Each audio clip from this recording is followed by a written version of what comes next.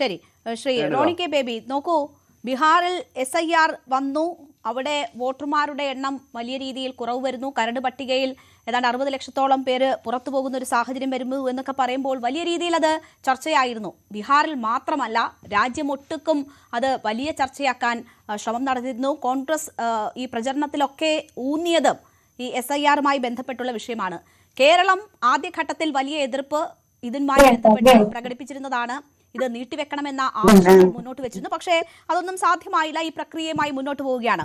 ഇപ്പോൾ നമ്മൾ കണക്കുകൾ നോക്കുകയാണെങ്കിൽ ഇപ്പോൾ നടന്ന സംസ്ഥാനങ്ങളിൽ ഏറ്റവും കുറവ് വോട്ടർമാർ പോയിട്ടുള്ള സംസ്ഥാനമാണ് കേരളം എന്നത് കാണാം. അത് ആശ്വസിക്കാവുന്നതാണ്. അതായത് അത്രയും ജാഗ്രതയോടുകൂടി തന്നെ രാഷ്ട്രീയ പാർട്ടികൾ അതിൽ ആ പ്രക്രിയയിൽ ഇടപെട്ടിട്ടുണ്ട്, മനുഷ്യരും ഇടപെട്ടിട്ടുണ്ട് എന്നതാണ് മനസ്സിലാകുന്നത്. അത്രയും അധികം ആളുകൾ അവരുടെ വോട്ട് നിലനിർത്താൻ വേണ്ടി പരിശ്രമിച്ചിട്ടുണ്ട്.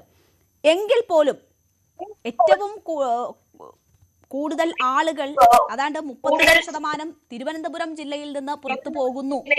തിരുവനന്തപുരം ജില്ലയിൽ മാത്രം 33% പേർ ആകെ പുറത്തു പോയതിൻ്റെത് പുറത്തു പോകുന്നു എന്ന് വരുന്നു. വട്ടിയൂർക്കാവ്, നേമം, തിരുവനന്തപുരം, കഴക്കൂട്ടം മണ്ഡലങ്ങളിൽ ഏറ്റവും കൂടുതൽ ആളുകൾ പുറത്തുപോയി എന്ന് വരുമ്പോൾ ആ കണക്കിൽ എന്തെങ്കിലും അസ്വാഭാവികത കോൺഗ്രസിനെ സംബന്ധിച്ച് തോന്നുന്നുണ്ടോ? എനിക്ക് ഈ ചർച്ചയിൽ ഏറ്റവും സംശയാസ്പദമായി അല്ലെ എന്നെ ഏറ്റവും അത്ഭുതപ്പെടുത്തിയത്, എനിക്ക് ഈ ചർച്ചയിൽ എന്നെ ഏറ്റവും അധികം അത്ഭുതപ്പെടുത്തിയത് ഇടതുപക്ഷത്തിന്റെ വക്താവായ പ്രിയപ്പെട്ട ശ്രീ ജയരാജ്, ഡോക്ടർ ജയരാജ്, അദ്ദേഹം ഈ ചോദ്യത്തോട്, അതായത് തലസ്ഥാന നഗരിയിലെ പ്രധാനപ്പെട്ട 4 നിയോജകമണ്ഡലങ്ങളിൽ BJPയുടെ A ക്ലാസ് മണ്ഡലങ്ങൾ എന്ന് അവർ വിശേഷിപ്പിക്കുന്ന കഴിഞ്ഞ ലോക്സഭാ തെരഞ്ഞെടുപ്പിൽ ഉൾപ്പെടെ BJPക്ക് അഭൂതപൂർവമായിട്ടുള്ള വോട്ട് വർധനവ് കാണിച്ച ആ മണ്ഡലങ്ങളിൽ ഇപ്പോൾ ഈ SIRന്റെ അന്തിമ വോട്ടർ പട്ടിക പുറത്തു വന്നതിന് ശേഷം ഇപ്പോൾ വലിയ രീതിയിൽ വോട്ടുകൾ കുറഞ്ഞിരിക്കുകയാണ്. അദ്ദേഹം ആ വിഷയത്തെക്കുറിച്ച് അദ്ദേഹം ഒന്നും പറയാനായിട്ട് തയ്യാറാകുന്നില്ല എന്നത് എന്നെ വളരെ അത്ഭുതപ്പെടുത്തിയ. ഇവിടുത്തെ യഥാർത്ഥ പ്രശ്നം, ഇപ്പോൾ ഈ വോട്ടർ പട്ടികയുടെ അല്ലെങ്കിൽ ഈ പറയുന്ന SIRന് ശേഷമുള്ള അന്തിമ വോട്ടർ പട്ടിക വന്നപ്പോൾ ഇവിടെ രേണു ചൂണ്ടിക്കാണിച്ചതുപോലെ 8.9 ലക്ഷം ആളുകൾ പുറത്തായിരിക്കുന്നു. പക്ഷെ നമ്മൾ അതിനു മുൻപ് ഡിസംബർ മാസം 23-ാം തീയതി ഇതിന്റെ കരട് പുറത്തിറങ്ങിയിരുന്നു. അന്നും ഈ വിഷയം ചർച്ച ചെയ്യപ്പെട്ടതാ. അന്ന് കരട് പുറത്തായപ്പോൾ, അല്ലെങ്കിൽ ഡിസംബർ 23-ാം തീയതി ഇതിന്റെ കരട് പുറത്തു വന്നപ്പോൾ 24,80,000 ആളുകളാണ് അന്ന് ഈ വോട്ടർ പട്ടികയിൽ നിന്നും പുറത്തായത്. അന്ന് ഈ കാര്യം വളരെ കൃത്യമായി ചൂണ്ടിക്കാട്ടിയതാ. ഈ തലസ്ഥാന നഗരിയിലെ BJPയുടെ 4 മണ്ഡലങ്ങൾ മാത്രമല്ല, BJP അവരുടെ A ക്ലാസ് മണ്ഡലങ്ങൾ എന്ന് കേരളത്തിൽ വിശേഷിപ്പിക്കുന്ന 2-3 ഡസൻ മണ്ഡലങ്ങളിൽ, തൃശൂർ ഉൾപ്പെടെയുള്ള സ്ഥലങ്ങളിൽ ക്രമാതീതമായി വോട്ടർ പട്ടികയിൽ വോട്ടുകൾ കുറഞ്ഞിരിക്കുന്നു. കൃത്യമായി രേഖകൾ കാണിക്കാൻ കഴിയാത്തത് കൊണ്ട് ആ വോട്ടർ പട്ടികയിൽ ഉണ്ടായിരുന്ന വോട്ടർമാരെ പുറത്താക്കിയിരിക്കുന്നതായി അന്ന് തന്നെ കൃത്യമായി കണക്കുകൾ വന്നു. അപ്പോൾ എന്തൊരു അസ്വാഭാവികത ഇവിടെ ചൂണ്ടിക്കാണിച്ചു. എന്തുകൊണ്ടാണ് BJPയുടെ മണ്ഡലങ്ങളിൽ മാത്രം? ഇപ്പോൾ ഇവിടെ ഉദാഹരണം ചൂണ്ടിക്കാണിച്ച വട്ടിയൂർക്കാവ് ആയിക്കോട്ടെ, നേമം ആയിക്കോട്ടെ, കഴക്കൂട്ടം ആയിക്കോട്ടെ, രേണു ഒരു കാര്യം പരിശോധിക്കണം. 2024 ലോക്സഭാ തെരഞ്ഞെടുപ്പിൽ അവിടുത്തെ വോട്ടർ പട്ടികയിൽ ഉണ്ടായിരുന്ന വോട്ടർമാരുടെ എണ്ണം എത്രയായിരുന്നു അറിയോ? നേമം ഉൾപ്പെടെ അല്ലെ കഴക്കൂട്ടം ഉൾപ്പെടെ 2,50,000 വോട്ടർമാരായിരുന്നു നമ്മുടെ ശരാശരി ഒരു വോട്ടർ പട്ടികയില് ഒരു അസംബ്ലി മണ്ഡലത്തിൽ ഉണ്ടായിരുന്നത്. അതിപ്പോൾ കുറഞ്ഞ എത്രയാണെന്നറിയോ? 1,70,000. ഇപ്പോൾ വോട്ടർ പട്ടിക വന്നപ്പോൾ 1,70,000-നും 75,000-നും ഇടയ്ക്കാണ് അവിടെ വന്നിരിക്കുന്ന അന്തിമ വോട്ടർ പട്ടിക എന്ന് പറയുന്നത്. ഇപ്പോൾ വോട്ടർ പട്ടികയിൽ ഇവിടെ ചൂണ്ടിക്കാണിച്ചുകൊണ്ട് 42,000 ആളുകൾ മാത്രം കുറവല്ല വന്നിരിക്കുന്നത്. 2,00,000-ഓളം വോട്ടർമാരുടെ കുറവാണ് ഓരോ അസംബ്ലി കോൺസ്റ്റിറ്റ്യൂൻസിൽ മാത്രം വന്നത്. ഓക്കെ, 3-2 ആളുകൾ നമുക്കറിയാം. ഇപ്പോൾ ഈ സംസ്ഥാനത്തിന് മുഴുവൻ ശരാശരി നോക്കിക്കഴിഞ്ഞാൽ കുറെ ആളുകൾ നമുക്കറിയാം മരണപ്പെട്ടു പോയിട്ടുണ്ട്, സ്ഥലം മാറിപ്പോയിട്ടുണ്ട്, അങ്ങനെ പോയ ആളുകളുണ്ട്. പക്ഷേ ഇവിടെ ഇപ്പോൾ ഈ ചൂണ്ടിക്കാണിക്കുന്ന 9 ലക്ഷത്തിന്റെ കണക്കുണ്ടല്ലോ, അതിന്റെ അകത്ത് ഒരു കാര്യം പ്രത്യേകം നമ്മൾ ശ്രദ്ധിക്കേണ്ടതുണ്ട്. രേണു അക്കാര്യം അതിൽ പറയുണ്ടായില്ല.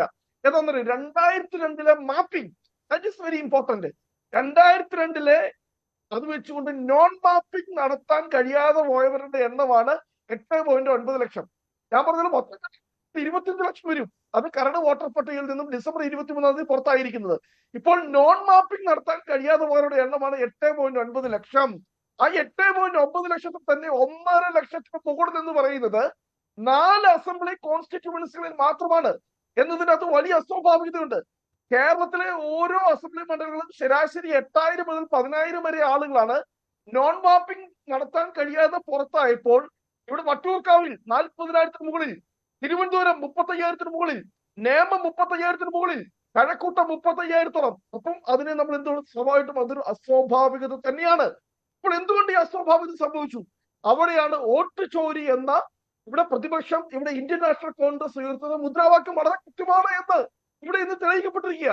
അല്ലെങ്കിൽ എന്തുകൊണ്ടാണ് BJPയുടെ എ ക്ലാസ് മാത്രം ഇങ്ങനെ സംഭവിക്കുകയും കേരളത്തിലെ മറ്റു നിയമസഭാ മണ്ഡലങ്ങളിൽ ഒന്നും ഇങ്ങനെ സംഭവിക്കാതിരിക്കുകയും ചെയ്തത്?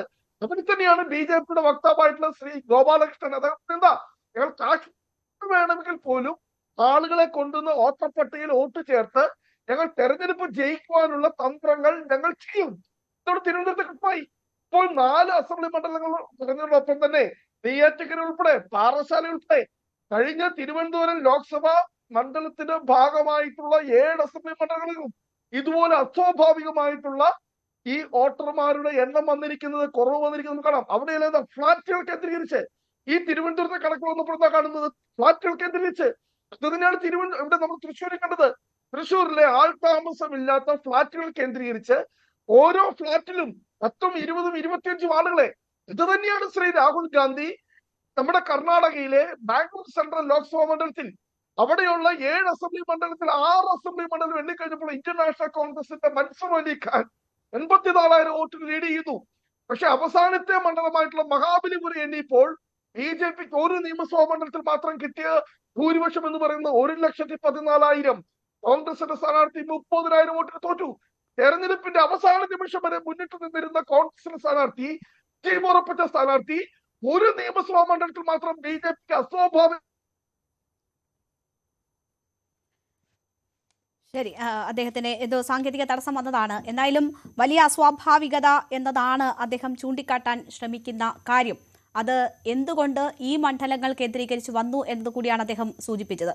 BJP പ്രതിനിധി ശ്യാം രാജ് കൂടി നമുക്കൊപ്പം ചേരുകയാണ്. ശ്യാം, ഈ SIR പ്രക്രിയയുമായി ബന്ധപ്പെട്ട് രാജ്യവ്യാപകമായി തന്നെ വലിയ രീതിയിലുള്ള സംശയങ്ങൾ നിലനിൽക്കുന്നുണ്ട്. വലിയ പ്രതിഷേധങ്ങൾ അതിനെതിരെ ഉയർന്നത് നമ്മൾ കണ്ടതാണ്. ഇപ്പോൾ കേരളത്തിലേക്ക് വരുമ്പോഴും സമയം, അത് നടപ്പാക്കാൻ ഉദ്ദേശിക്കുന്ന സമയം ചൂണ്ടിക്കാട്ടിയായിരുന്നു ആദ്യം വലിയ പ്രതിഷേധം. ഇപ്പോൾ ഇതാ ഈ അന്തിമ വോട്ടർ പട്ടിക പുറത്തു വരുമ്പോൾ വലിയ രീതിയിൽ തിരുവനന്തപുരം മണ്ഡലം കേന്ദ്രീകരിച്ച് വോട്ടുകൾ വെട്ടിക്കുറച്ചിരിക്കുന്നു എന്ന വരുന്ന സാഹചര്യം, അത് നിങ്ങളുടെ എ ക്ലാസ് മണ്ഡലമാണ് എന്ന സാഹചര്യം പല സംശയങ്ങൾക്കും ഇട നൽകുന്നതാണ്. അപ്പോൾ അനുകൂലമായ ഒരു സാഹചര്യം സൃഷ്ടിക്കപ്പെടുന്നു എന്നതാണോ നിങ്ങൾ കരുതുന്നത്? എന്താണ് രേണുക സംശയം? സംശയം എന്താണ്? ഞങ്ങൾ തന്നെ ഞങ്ങളുടെ വോട്ട് വെട്ടിക്കുറിച്ചു വന്നു. ഇതിനകത്ത് ഈ വാദങ്ങളൊന്നും കൊണ്ട് ഒക്കുന്നില്ലല്ലോ. ഈ കോൺഗ്രസ്സുകാർ ഇത്രയും കാലം പറഞ്ഞുകൊണ്ടിരുന്നത് എന്തായിരുന്നു? കൂടുതൽ വാർത്തകൾക്ക് News 18 Keralam YouTube channel subscribe ചെയ്യുക.